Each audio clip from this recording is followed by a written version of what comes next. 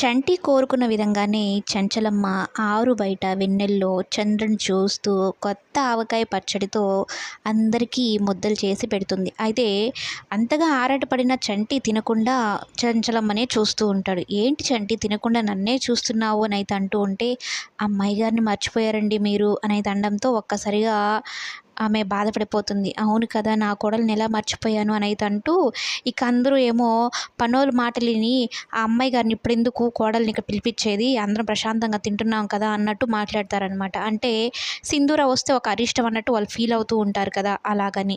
అయితే చంచలమ్మ చంటిని మెచ్చుకుంటుంది. ఇంతమంది ఉన్నారు, పనోడికొచ్చిన ఆలోచన కూడా మీకు రాలేదు అంటూ వాళ్ళందరినీ తిట్టి సింధూరనైతే పిలిపించి సింధూరకు కూడా పెడుతుంది. మొదటిసారి సింధూర అలాగే చంటి ఒకరికొకరు కళ్ళతో చూసుకుంటూ నవ్వుకుంటారు.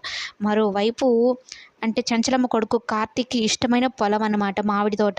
ఆ తోటలో చలపతి తనకు సంబంధించింది ప్రాపర్టీ అన్నట్టు ఒక బోర్డ్ పెడతాడు. అందులోనూ విజయమ్మని తోడుగా చేసుకుంటాడనమాట.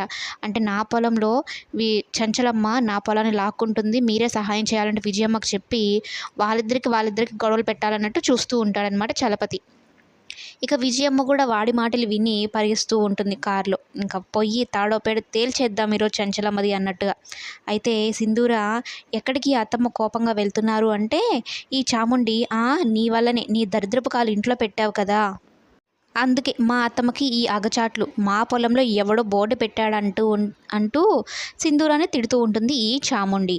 ఇంట్లో జరిగే ఏ అరిష్టానికైనా కారణం సింధూరాని అన్నట్టు అందరూ మాట్లాడుతూ ఉంటారు, భర్త చనిపోయింది అన్న ఒక్క కారణంతో.